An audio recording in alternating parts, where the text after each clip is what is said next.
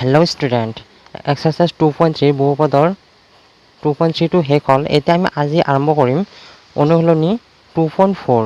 এইটো যদিও ঐচ্ছিক মানে কি পৰীক্ষাৰ দৃষ্টিকোণৰ পৰা নহয়, কিন্তু এইটো বহুপদৰ যোনটো ঐচ্ছিক পাৰ্টটো আছে, ঐচ্ছিক অংকবিলাক যোনবিলাক আছে, এই অংকবিলাক তোমালোকৰ কাৰণে বহুত ইম্পৰ্টেণ্ট হয়। ফাইনেল ইয়াৰৰ কাৰণে বা তোমালোকে প্ৰি টেষ্ট দিবা, তেতিয়া কাৰণে তোমালোকৰ বহুত ইম্পৰ্টেণ্ট হয়। ইয়াৰ পৰা আহিয়ে যায়, মানে বেছিকেলি মানে আহিয়ে যায় ইয়াৰ পৰা। মই বহুত দেখিছোঁ 3 মাৰ্কৰ কাৰণে 4 মাৰ্কৰ কাৰণে এই ঐচ্ছিক পাৰ্টৰ পৰা আহি যায়। গতিকে তোমালোকে স্কিপ নকৰিবা, এইখিনিও এই ঐচ্ছিক পাৰ্টটো তোমালোকে শিকি লোৱা। এইখিনি শিকাৰ আগতে, এই পাৰ্টটো কৰাৰ আগতে, ইয়াৰ অংকবিলাক কৰাৰ আগতে কিছুমান তোমালোকে বস্তু জানি লোৱা। যেনেকুৱা দ্বিঘাত বহুপদ এটা সুন্দৰ সমস্যাৰ ঘনপদ তোমালোকে আগতেই পাইছা আৰু পাই কিনে তোমালোকে অংকও কৰিছা।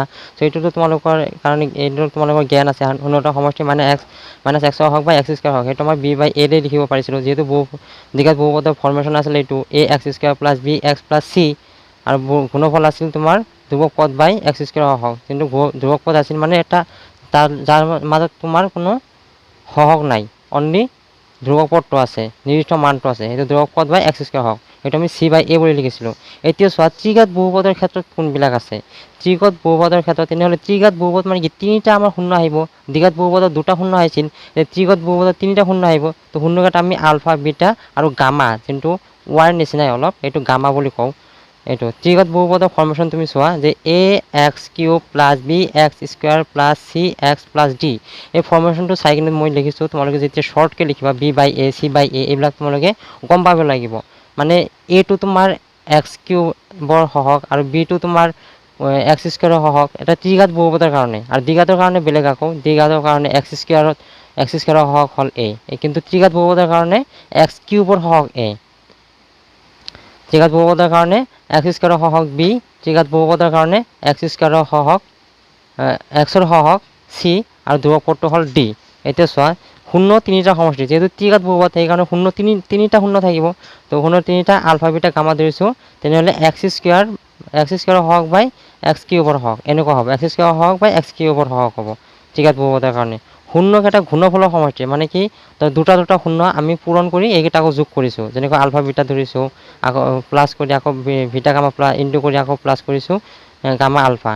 তো এইকেইটা ঘনফলৰ সমষ্টি কি হৈছে তোমাৰ এক্সৰ সহগ বাই এক্স স্কোৱাৰ সহগ, যিটো আমি c বাই a বুলি ধৰিছোঁ। মানে এইটো c আৰু a হ'ব এইটো, মানে এক্সৰ সহগ বাই এক্স স্কোৱাৰৰ সহগ।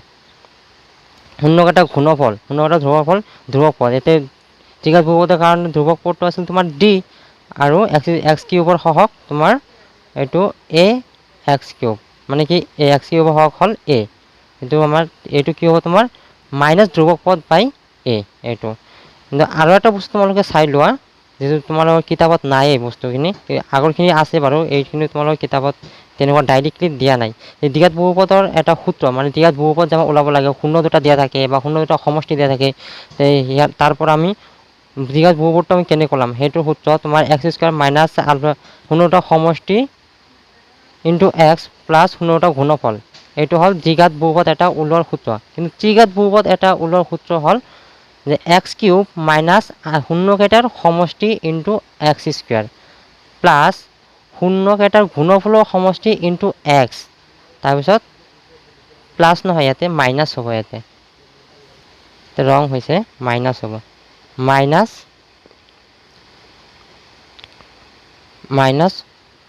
শূন্যকেইটাৰ ঘনফল। এইকেইটা হ'ল তোমালোকৰ সূত্ৰ। তো এইকেইটা তোমালোকৰ বহুত ইম্পৰ্টেণ্ট হয়, তোমালোকে জানিব লাগিব এইখিনি বস্তু। তোমালোকে স্ক্ৰীনশ্বট মাৰি ল'ব পাৰা, তোমালোকে এইখিনি বস্তু জানি ল'বা। তাৰপিছত চোৱা অংকবিলাকলৈ।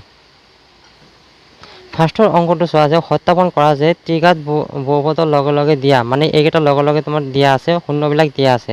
আকৌ প্ৰতিটোৰ ক্ষেত্ৰত শূন্য আৰু সহগৰ মাজত সম্পৰ্ক সত্যাপন কৰা।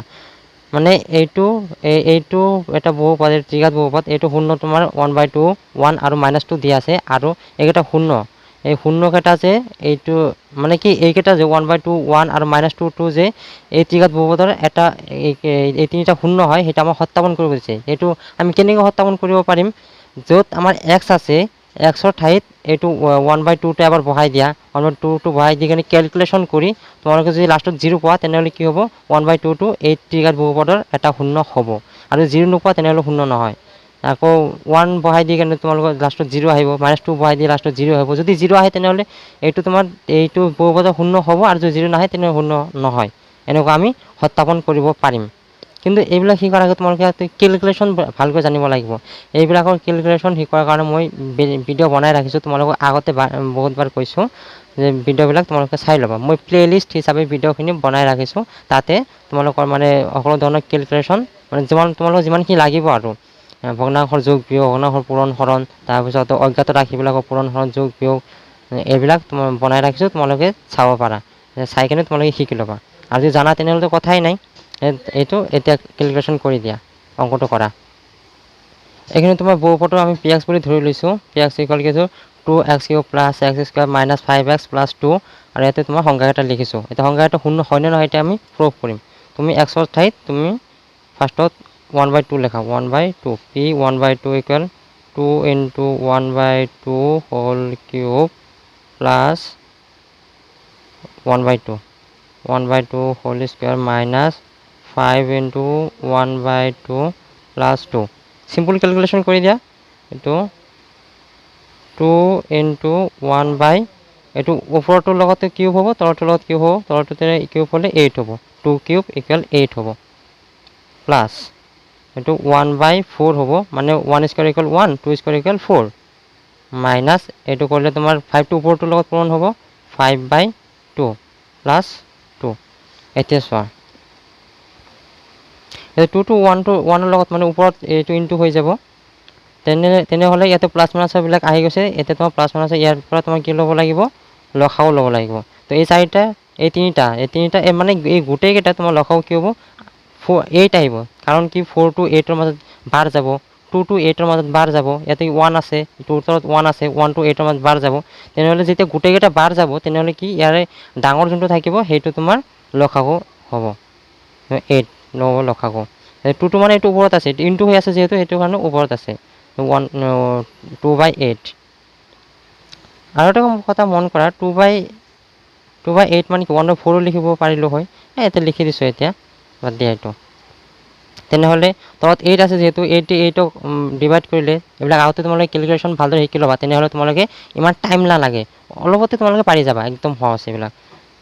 তেনেহ'লে ওপৰত হ'ব 2 প্লাছ 4, এইটো 8ৰ মাজত 2 বাৰ, 2টো 1ৰ লগত ইনটু কৰিলে 2, মাইনাছ 2টো 8ৰ মাজত 4 বাৰ, এইটো 4টো 5ৰ লগত ইনটু কৰিলে হ'ব 20, এইটো প্লাছ 2টো 8টো 2ৰ লগত ইনটু, মানে ইয়াতে 1 আছে, 1 to 8ৰ মাজত 8 বাৰ যাব, 8টো 2ৰ লগত ইনটু কৰিলে 16। ওপৰটো চিম্পল কেলকুলেশ্যন কৰি দিয়া।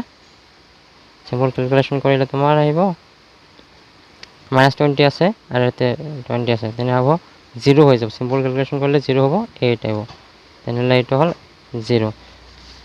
তেনেহ'লে কি এতেকে 1/2 pxৰ এটা শূন্য হয়, শূন্য হয়, এনেকৈ চিম্পল। নেক্সট চোৱা, এতিয়া আৰু অলপ পি, এতিয়া কি ধৰিম, ইয়াতে 1/2 আছিল, তাৰপৰা নেক্সট আছে 1, p1 ধৰিম, p1 ধৰিলে ইয়াতে এক্সৰ ঠাইত খালি 1 হৈ যায়। ইয়াতে তোমাৰ যোনবিলাক এক্স আছে সেইবিলাক তোমালোকে 1 তোমালোকে ধৰি ল'বা, তোমালোকে চাই ল'বা কিতাপত। 2 × 1³ প্লাছ 1² মাইনাছ 5 × এক্সৰ ঠাইত 1, তাৰপিছত আছে 2। এইটো কেলকুলেশ্যন কৰিলে চোৱা, 1³ মানে কি, এইটো 1 হৈ যাব, 2 × 1 তেনেহ'লে 2, প্লাছ 1² মানে 1, 5 - 5 × 1 কৰিলে -5 প্লাছ 2। এইটো কৰিলে তোমাৰ 2 2 4 হ'ব, তোমাৰ প্লাছকে আগত কৰা, প্লাছ ইয়াতে 2 আছে, ইয়াতে প্লাছ 2 আছে, 2 আৰু 2 4, আৰু প্লাছত 1 আছে, তেনেহ'লে 5, তেনেহ'লে 5 - 5 = কি 0 হৈ যাব। এইটো তোমাৰ এতেকে 1 pxৰ এটা শূন্য হয়, লিখি দিলেই হ'ল। নেক্সট চোৱা, পি এটা আকৌ -2 আছিল, এতিয়া p -2 কৰিব লাগিব, p -2 এতিয়া এক্সৰ ঠাইত বহাই দিয়া 2x কিউব আছিল মানে 2 ইনটু মাইনাছ 2 কিউব এক্সৰ ঠাইত মাইনাছ 2 ইনটু এক্স স্কুৱেৰ আছিল এক্স স্কুৱেৰ আছিল মানে মাইনাছ 2 স্কুৱেৰ মাইনাছ 5 এক্সৰ ঠাইত মাইনাছ 2 এইটো ব্ৰেকেটতে ইনটু বুজাব প্লাছ 2 এইটো তুমি ক্যালকুলেশন কৰি দিয়া 2 ইনটু जो কৰি দিছে এটা লাইন 2 ইনটু মাইনাছ 2 কিউব মানে মাইনাছ 8 হ'ব সরি এতে তোমার ইনটু নাছিল এতে তোমার প্লাস আছিল প্লাস মাইনাস 2 স্কয়ার মানে এটো প্লাস 4 হয়ে যাব মানে দুটা মাইনাস ইনটু হলে প্লাস হয়ে যায় তো মাইনাস 5 আছে মাইনাস 2 আছে মাইনাস 5 মাইনাস 2 প্লাস 10 হয়ে যাব মাইনাস 2 মাইনাস 5 ইনটু মাইনাস 2 মানে দুটা মাইনাস ইনটু হলে প্লাস হয়ে যায় চিহ্নটো প্লাস হয়ে যায় আর নাম্বার 2 তো মানে ইনটু হয়ে যায় প্লাস 2 এটো লগত ইনটু কৰিলে মাইনাস 16 মই বহুত লাইনটো তোমাৰ ডাঙৰ কৰিছো এটো তোমাৰ ইয়াৰ পৰা এটো তোমাৰ ডাইৰেক্ট লিখিব পাৰিলা হয় যেতিয়া তোমালোকে জানিবা সেইকাৰণে আগৰ ভিডিঅ'বিলাক তোমালোকে চাবা তাৰ পৰা তোমালোকে কনসেপ্টবিলাক ক্লিয়াৰ কৰি ল'বা ক্যালকুলেশনৰ আৰু যদি তোমালোকৰ তথাপিও যদি কিবা ডাউট থাকে যায় তোমালোকে মোক সুধিব পাৰা মোৰ কমেন্টত সুধিব পাৰা যে ইমানখিনি ডাউট ৰৈ গৈছে মই তোমালোকৰ ডাউটবিলাক ক্লিয়াৰ কৰিম তোমালোকৰ কনসেপ্টবিলাকো ক্লিয়াৰ কৰি দিম মানে ক্যালকুলেশন কৰা এখানে তোমালোকে প্লাস কৰি দিয়া 4 আৰু 10 কৰিলে তোমাৰ আহিব 14 আৰু 2 কৰিলে 16 প্লাস 16 তে মাইনাস 16 প্লাস 16 ইকুয়াল 0 এতেকে মাইনাস 2 px এর এটা শূন্য হয় px এর এটা শূন্য হয়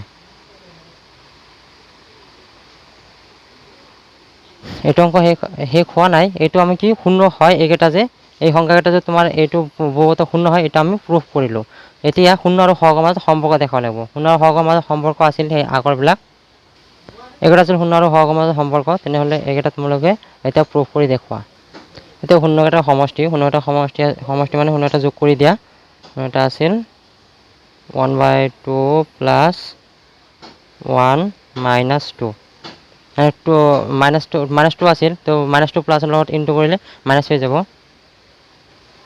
এইটা প্লাস করলে তোমার হবে 2 1 প্লাস 2 মাইনাস 4 হবে করলে 3 মাইনাস 1/2 মাইনাস 1/2 যেহেতু শূন্যটা সমষ্টি আছে মাইনাস x স্কয়ার হোক বাই x কিউব হোক তেনেহলে এইটো মাইনাস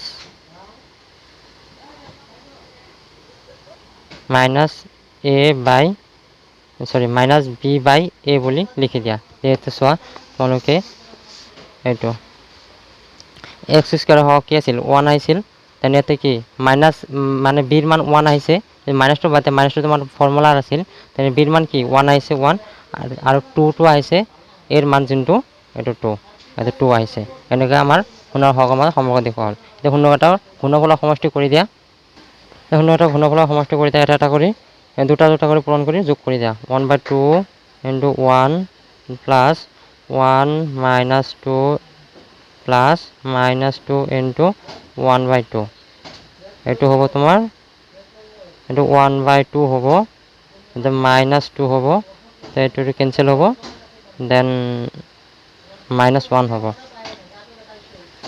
এটা করিলে 2 1 এতে হব 4 এতে 2 তেনে হলে মাইনাস 6 প্লাস মাইনাস 5/2 মাইনাস 5/2 আর তুমি সি বাই এ বলে লিখবা এতে সির মান সোয়া মাইনাস 5 আছে নাকি এতে সির মান এতে আছে সির মান সোয়া মাইনাস 5 সির মান মাইনাস 5 আছে আর এর মান তো 2 এটা গতি মিলি গলে তো এটা শূন্যটার ঘনফল এতিয়া প্রমাণ করে দেখাই দিয়া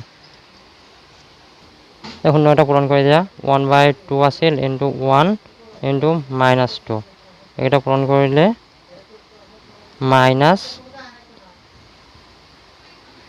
এটা পূরণ করলে মাইনাস 2/2 হব মাইনাস 2/2 তুমি মাইনাস d বাই এ বলি লিখিবা এতে তোমার ডির মান তোমার 2 থাকিব লাগিব আর এর মান 2 থাকিব লাগিব এতিয়া চোৱা ডিৰ মান 2 আছে, ডিৰ মান 2 আছে আৰু এৰ মান 2 আছে। তোমালোকে ভাবিব পাৰা মাইনাছটো ক'ৰ পৰা আহিল, মাইনাছটো কিয় থাকিব ডিৰ আগত?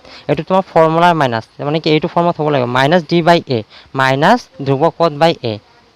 কিন্তু ইয়াতে আকৌ মাইনাছ আহিছে, 5ৰ আগত মাইনাছ আছে, কিন্তু চিৰ মান গোটেইখিনি মাইনাছ আছে, এইটো ডিৰ মান প্লাছত আছে আৰু চিৰ মান গোটেইখিনি মাইনাছত আছে। সেইকাৰণে তোমালোকে এইবিলাক কনচেপ্টবিলাক ক্লিয়াৰ কৰি ল'বা। কিবা ডাউট থাকিলে মোক সুধিব পাৰা। নেক্সট অংকবিলাক চোৱা।